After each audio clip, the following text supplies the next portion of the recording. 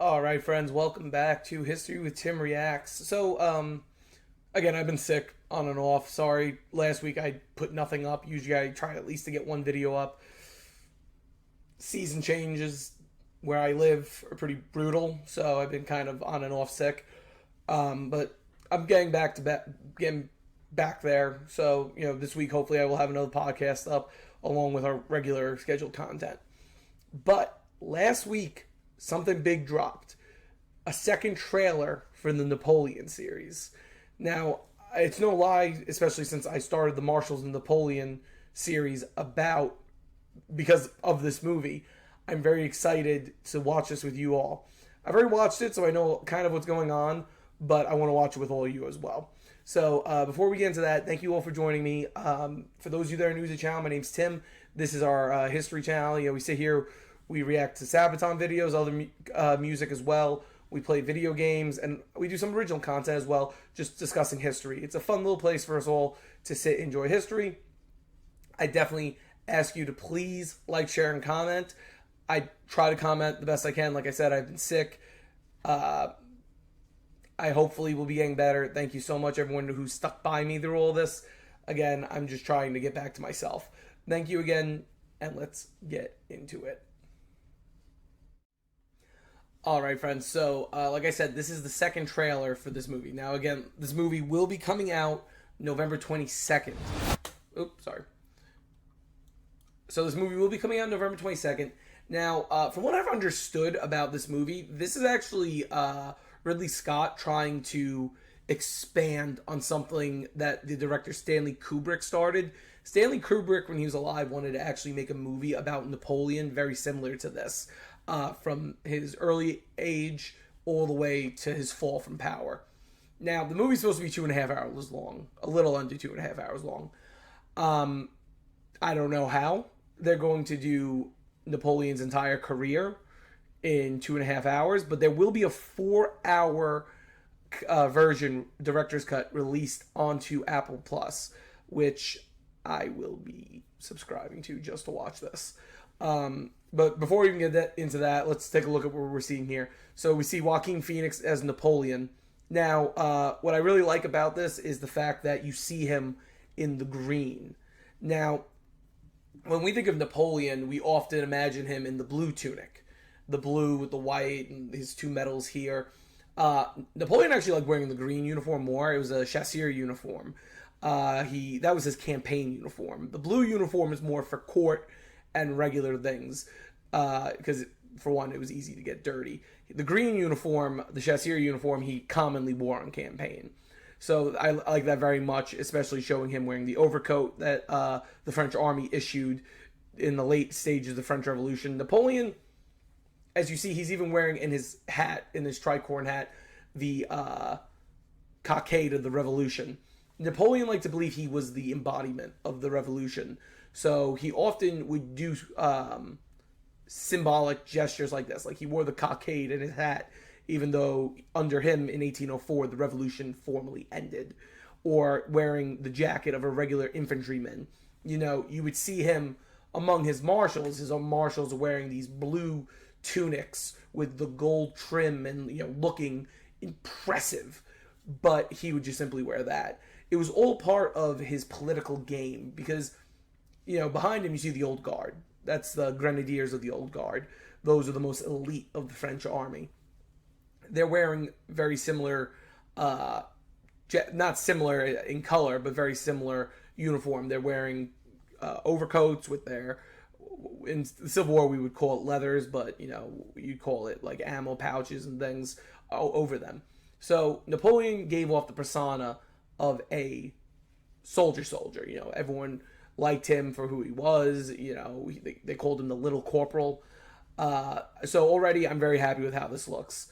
But before I keep ranting, because as we know, I am somewhat of a Bonapartist. I'm a big supporter of Napoleon, especially in history. Like I said, I'm reading his autobiography while I've been sick. And very interesting man. But let's get into it.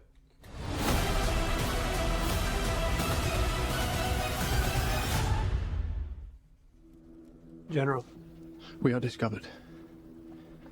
Good. Okay, so I like I said, I've been watching these trailers a lot. I think this is supposed to be Joachim Murat's charge at Elua. Some people have been saying it's Waterloo. I think it's his charge at Elua. This was a very famous moment. If you've ever watched my series on Napoleon's marshals, I think it's between Marshal. I mentioned it in the videos about Marshal Ney, Marshal Lannes, and Marshal Murat. That Napoleon turned to Murat in the middle of the Battle of Elua, which was very much a back and forth. He looked at him and said, "What are you going to do about this?" And Murat cockily rode over to his men like a cavalier and said, "Gentlemen, the emperor has asked us to do this." And he led this massive cavalry charge. The only reason I think it's Elua is because this looks like it's the winter. Waterloo took place in July, so it wouldn't make sense for it to be Waterloo. It could be Austerlitz, but like there were cavalry charges at Austerlitz, but the famous one was by the Russians, not the French. So that's why I'm thinking this is probably Elua. Wait. Nice! It's a trap! Retreat!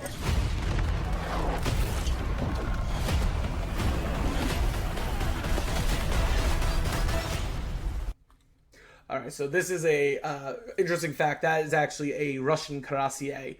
For those of you that know cuirassier are those armored heavy cavalry. This is a Russian one. You can tell by the white tunic and the mohawk on his helmet. He's also carrying a Russian imperial flag with the double-headed eagle. But so what we're seeing here is actually in 1806 at the Battle of Austerlitz, the Russians started retreating across a plain. It was not actually a plain. It was an ice lake. Now, Napoleon embellished this a little bit. We don't actually know what was actually the numbers, but a lot of the retreating Russians. And I don't know how I feel. It looks like they have some Austrians there, too, in those white uniforms. The cuirassier would have been wearing white. The Russian cuirassier wore white. But it looked like there was Austrian infantry there, which I don't know if that makes sense.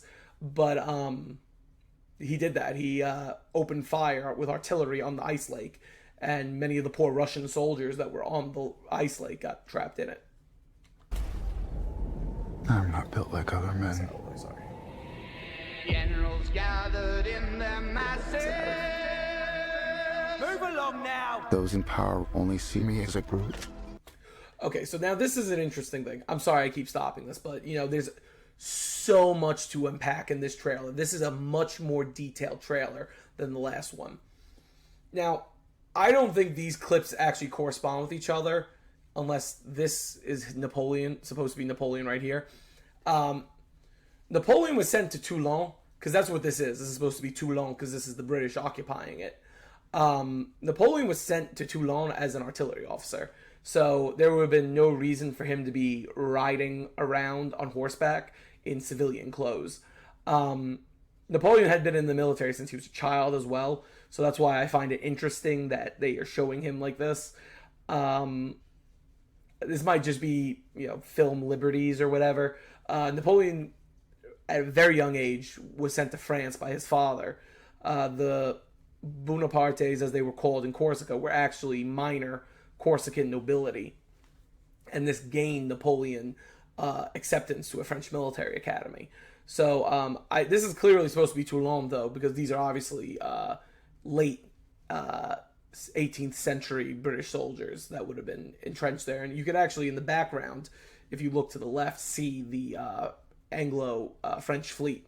Which I say Anglo-French, it's because the whole reason of seizing Toulon is where the Mediterranean fleet for France was stationed at the time. Unfit for higher office.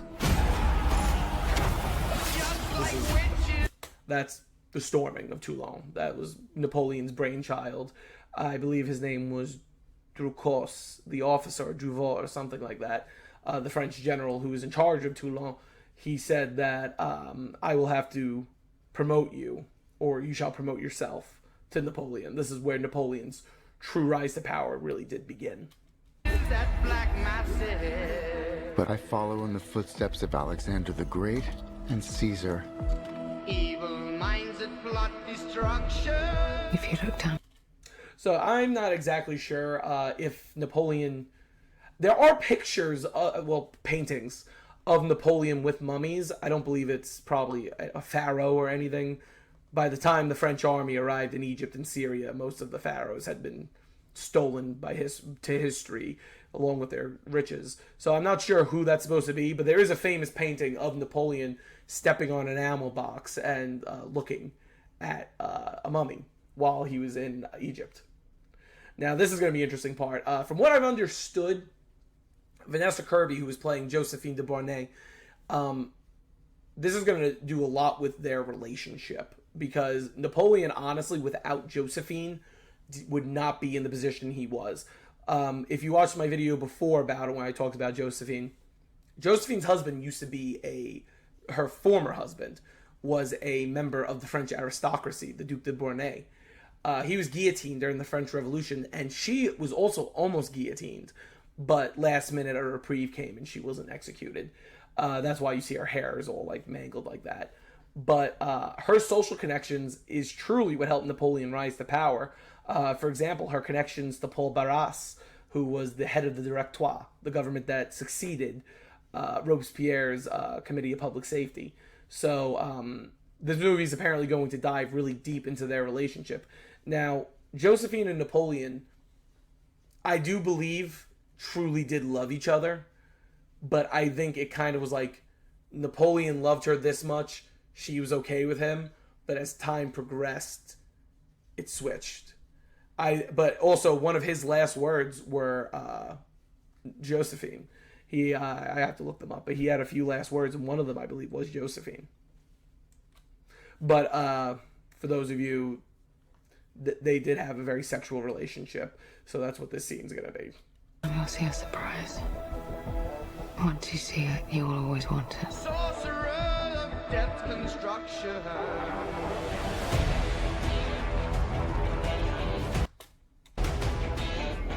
I must warn you. So this is him returning from Elba. This is what I mean about this movie. This movie is going to be covering almost 30 years worth of stuff. The Inconstant was actually his schooner that they allowed him to have in Elba, like a royal yacht. But what he did was he had it painted to look like a Royal Navy ship, and he escaped Elba during a full moon with 1,000 men. But also before, it showed him arriving to the Tuileries, which is the palace in Paris that the royals and the imperial families would reside in. I will not lead a second in command. Ooh, I want to go back to that. That's actually, I like this scene because this shows something really interesting. Okay, so I saw a lot of people wondering what this scene is. This, I believe, is supposed to be the Treaty of Tilsit. The Treaty of Tilsit is what split Poland. Well, not Poland, but it pretty much created the Franco-Russian alliance, and also it started a friendship between Tsar Alexander I and Napoleon Bonaparte. So if you notice, the Tsar, here, I'll use my mouse. The Tsar, he has his blue sash on underneath, and he has a red sash on top.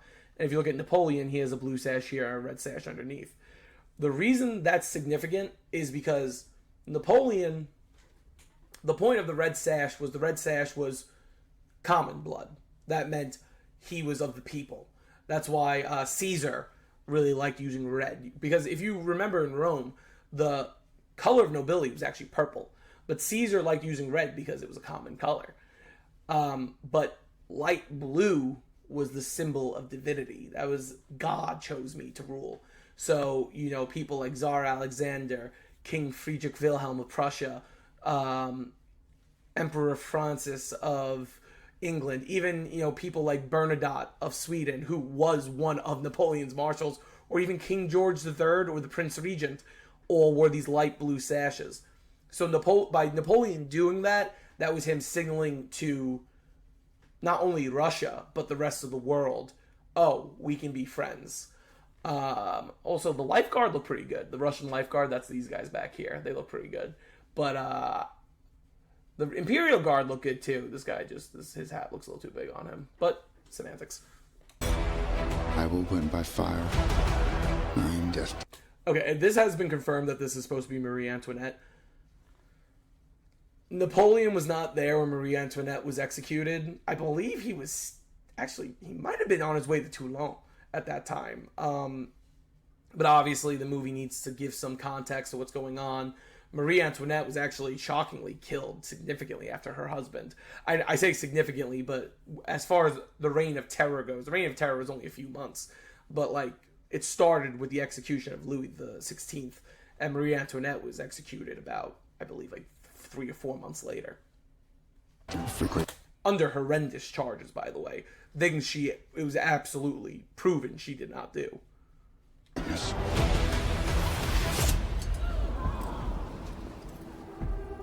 I found the crown of...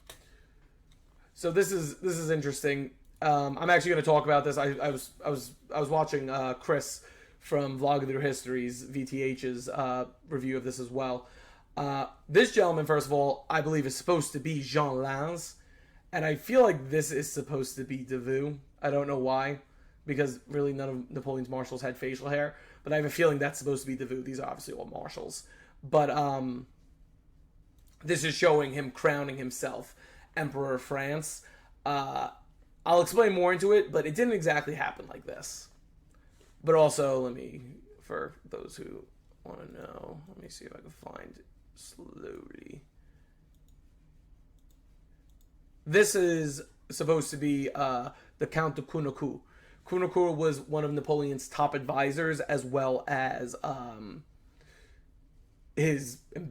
one of his best ambassadors. He was actually the ambassador to Russia for a very long time and joined Napoleon on the march to Russia. He was, along with Marshal Ney, was one of the few people that were like, Your Grace, Your Majesty, it's over. We lost.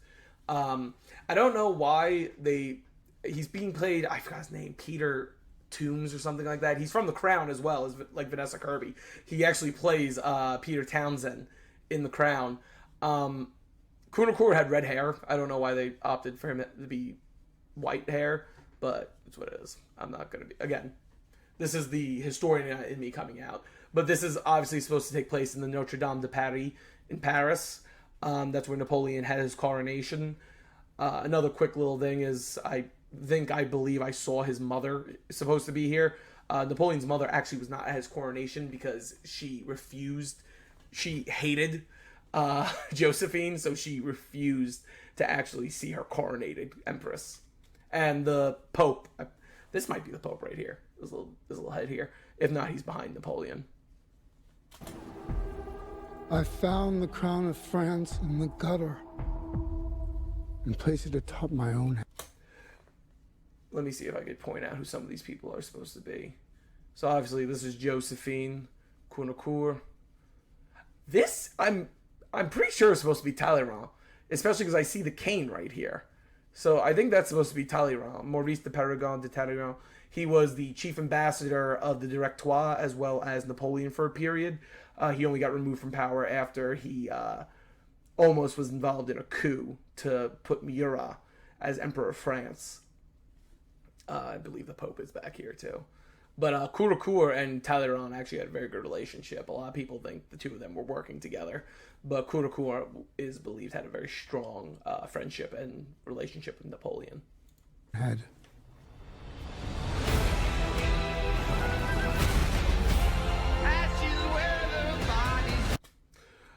Okay, so this is also... I'm so sorry, I keep stopping. This trailer had just so much that we have to, like, dig into everything. So we see Josephine's here flirting with a young Hussar. This actually happened. It was more so when Napoleon wasn't around, though. She wasn't kind of like Marie Antoinette. Like, Marie Antoinette would be openly flirting with men in front of Louis XVI. Josephine, I think, understood Napoleon a little better than that and knew of his... I don't want to say emotions, but his character and that he would feel like a joke.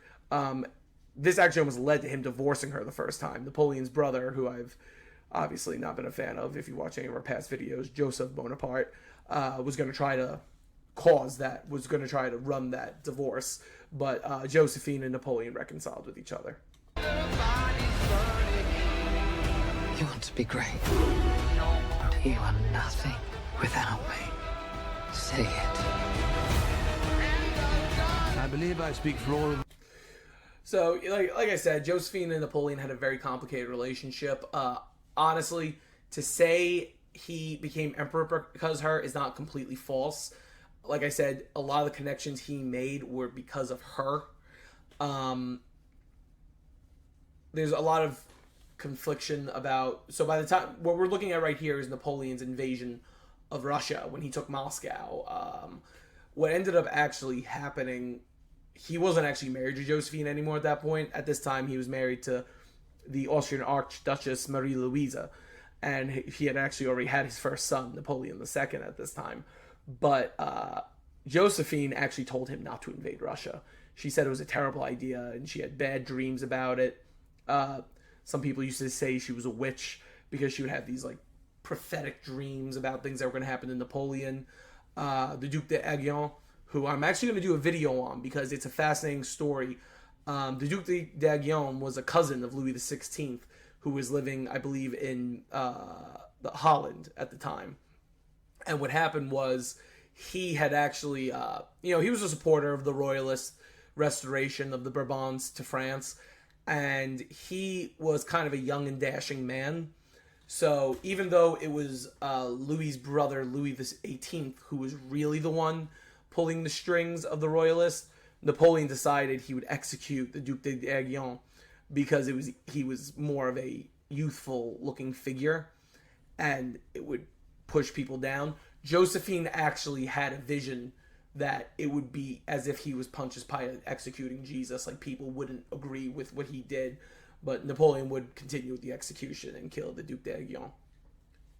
But she said, do not invade Russia. She said, I had bad dreams about you, my friend. Their letters are actually public knowledge. No short thanks to Horatio Nelson, who stole them during the Egyptian campaign and published them in British newspapers. But this is obviously Moscow. Sorry for going to that Josephine rant. We would all sleep again without this vermin. So that is the burning of Moscow. Let's go back to that. So, for those of you that don't know, Russia likes this little thing called scorched earth warfare. So what that means is they don't want to leave anything. Napoleon's army survived on foraging, which is you take from the areas you invade, you take food, supply, whatever you need. The Russians knew this. They weren't going to give Napoleon an inch.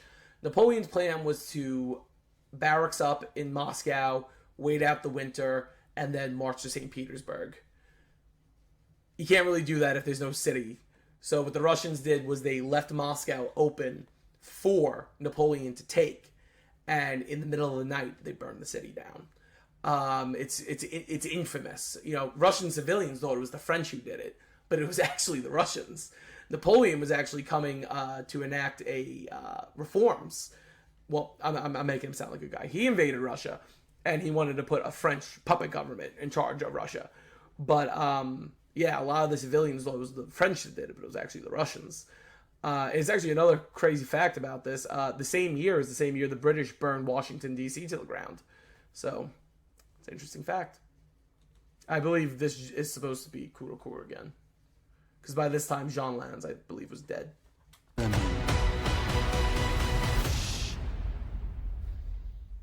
Whose country are we in? So, this is what I mean about covering this 30-year period. So, we saw that scene where he's, like, slapping that paper down. That looks like a very elderly Napoleon. Napoleon, like many of us, was suffering from baldness as he grew older. And at Waterloo, he still had a decent amount of hair. His hairline, though, if you saw when he slammed the paper, is, like, receding. So, that kind of gives off, like, he's an exile Napoleon. But this is very clearly supposed to be Waterloo. We're starting in 1789 at the French Revolution, and we're at least going to 1815. So like I said, that's almost 30 years worth of stuff going on. So I'm really interested to see how Ridley Scott is going to do this. I'm actually, my birthday is in November, so I'm going to go see this for my birthday with a bunch of friends. I'm very excited. Oh.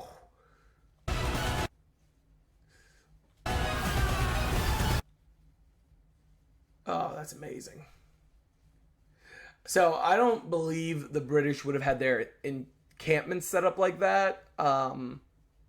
The reason I say that is because it would have given cover had they been pushed back, and also you would have to withdraw your artillery through that. Wellington was not a fan of leaving his artillery behind.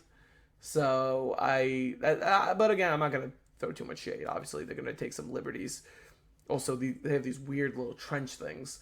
The British Army had only gotten there, I believe, the day before for Waterloo, so they would not, I don't think, have time to build this little trench network. Mine.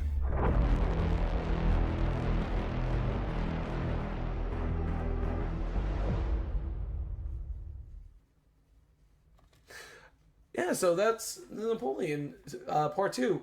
I definitely, for a 2.5-minute trailer, I definitely think I talked more about this one than I did about the one before. But I'm not even done yet. What we're going to do, I'm going to do exactly what our friend over at Vlogging Through History did and explain the imperial coronation to you very quickly. Because the movie, I think, is getting it a little wrong. Alright, friends. So, like I said, I want to go over this real quick. You know, VTH did it. I'm not doing it to copy him. I just think since they did release a clip, we should look over it real quick as well. So Napoleon's coronation took place on December 2nd, 1804. He and Josephine were crowned Emperor and Empress of the French. Not of France, very different distinction. Because France obviously is a landmass, French are a people. So he was crowned Emperor of the French on December 2nd, 1804. The Pope was present, but some things were a little different than they show here. So I'm going to use the mouse real quick to show you. Right here, we see our 18 marshals of France. These were the 18 men Napoleon promoted. Behind is the Imperial Guard. Over here, we see the aristocracy, or the new aristocracy. Napoleon is seen here with a laurel crown with Josephine following. The choir, I believe the choir was over a few hundred people. And then over here, obviously, you see more soldiers and dignitaries.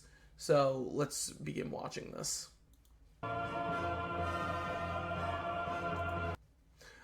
These are pages. I believe, I have a feeling this is supposed to be Josephine's son. I'm thinking this is supposed to be Thomas Dumas. I'm not sure, though, if Thomas Dumas was out of imprisonment by the time of the coronation of the emperor. Also, I think this is supposed to be the man Josephine was having an affair with. I think he's just here to be here. I don't know, because you can see everyone else is going, like, super low, and he's kind of just like... But now we're starting to get into, like, the dignitaries and stuff. Obviously, we have cardinals and things here.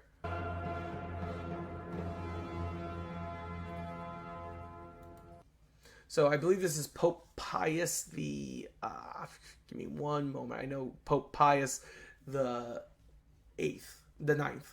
No, I think the 8th. Yeah, no, the 7th. Wow, I was off. Pope Pius the 7th. Napoleon and Pope Pius obviously had a very strange relationship because Napoleon was a hero of the French Revolution. However, the French Revolution kind of tried to eliminate Catholicism in France. Napoleon viewed himself as the savior of Catholicism, but Napoleon also liked to use a lot of pagan symbolism in his reign.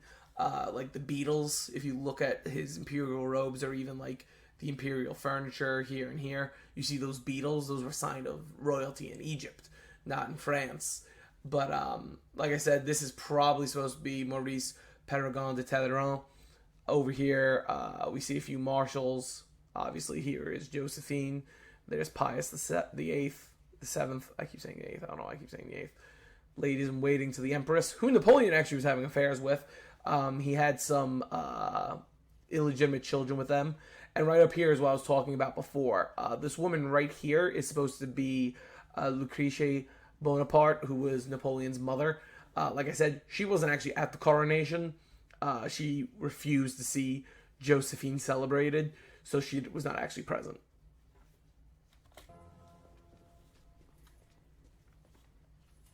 May God affirm you on his throne, and Christ give... Okay, so maybe this is supposed to be Thomas Dumas. I'm not sure. I'm very confused. That might just be a page then, maybe on the other side by those people, and this might be Thomas Dumas.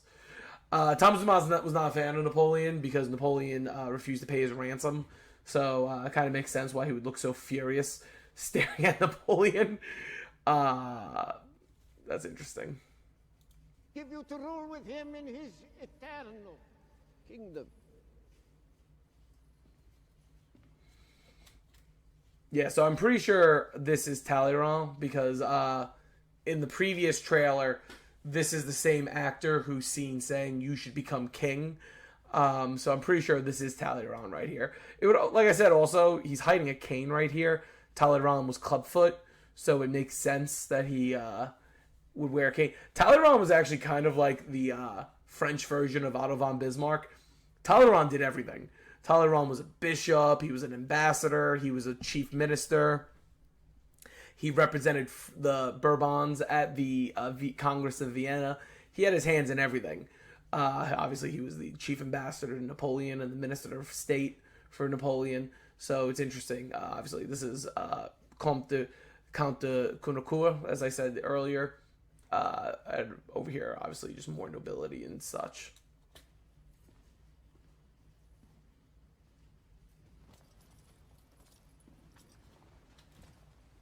Okay, full halt here. So you're seeing everyone gasping. Everyone's gonna be like, oh, what's he doing?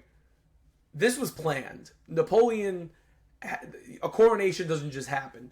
Napoleon had informed the Pope of what was going to happen, and the Pope disagreed with it, but also the Pope knew he was a guest in France, and he had to do what Napoleon was going to tell him to do.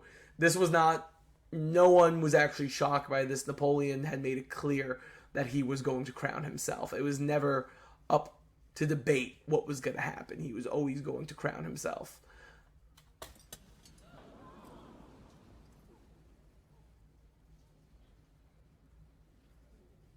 I found the crown of France in the gutter. I picked it up with the tip of my sword and cleaned it and placed it atop my own head.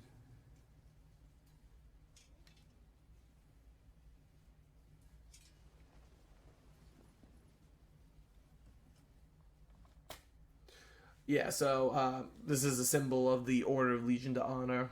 Napoleon wore one as well. Most of ministers of state and marshals had this award as well, the Legion d'Honneur. It's still the highest military award in France today. But like I said, this was not anything surprising. Napoleon told them he was going to do this, so you wouldn't have had the Pope reaching for the crown and then Napoleon being like, nope. It was a very well planned out thing that was going to happen. Like I said, coronations don't just happen. You need to plan things out. Also, I'm not sure that quote was actually said at the coronation. Coronations are obviously very solemn and respectful events, so I don't believe Napoleon would have made a comment like that. Like he definitely did at some point, because that is often a quote attributed to Napoleon in many different forms of media. I don't believe it was said at the coronation, though.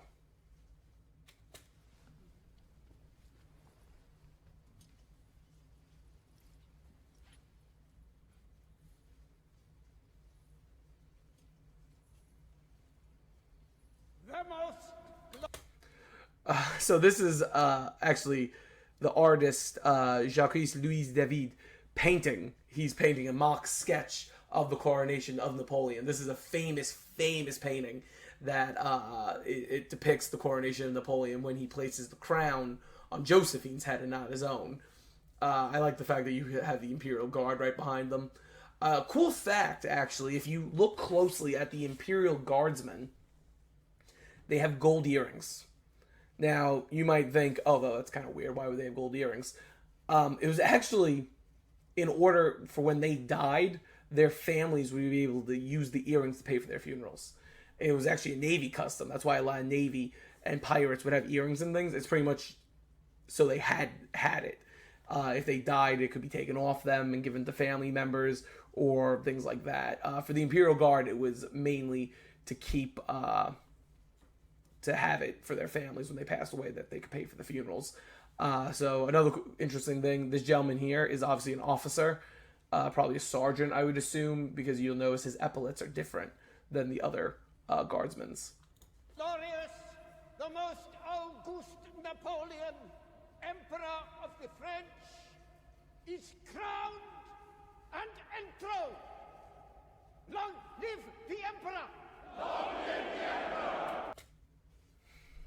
let's see who we have here. I don't know. I don't think any of these are people of note. Again, I'm pretty sure this is supposed to be Davout. Davout was one of Napoleon's youngest marshals and also one of his most trusted marshals. Again, I'm guessing this is supposed to be Thomas Dumas. That would make the most sense, especially if you look at his uniform style. Whereas you see this gentleman, who I'm going to just keep calling Davout. It's going to be really awkward if it's not Davout. And then this gentleman here, who I'm pretty sure is Jean Lannes, Napoleon's best friend. They're wearing martial uniforms. This man is wearing the uniform of a French Revolutionary general. So that's why I think that's Thomas Dumas. I have no idea who this guy's supposed to be. But again, these are Josephine's ladies in waiting. And I'm guessing this is probably the one he had an affair with, because the way she's looking at him.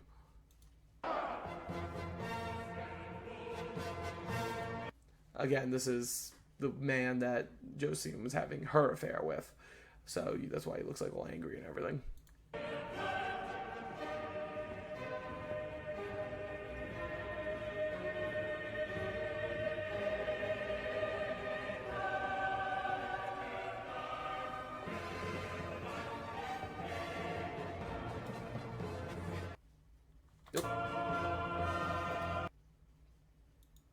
Well, there's Prince of Egypt.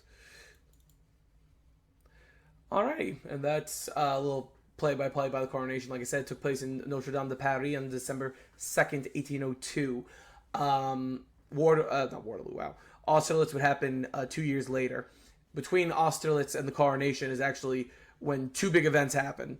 That is the planned invasion of Great Britain and the Louisiana Purchase, which ironically, Thomas Jefferson, the President of the United States, actually got a loan from the Bank of England to purchase Louisiana from Napoleon, and Napoleon used that money to create the Armée de Coste, which would later become known as the Grande Armée. Alright friends, so that is the second Napoleon trailer. Like I said, there's so much in this. 30 years worth of stuff they're going to try to do in 2.5 hours. Like I said, I am going to be getting the 4-hour release on Apple TV because I am a Bonapartist by heart. So I want to watch it. Thank you again for joining us. I hope you learned something. We're going to get back into our original content. Wednesday, we will have a reaction to a Sabaton song up. It's going to probably be Sparta. But, talk about the Battle of Thermopylae. But thank you so much for joining us. If you enjoyed the content, please subscribe. If you're new to the channel, please hit that red subscribe button.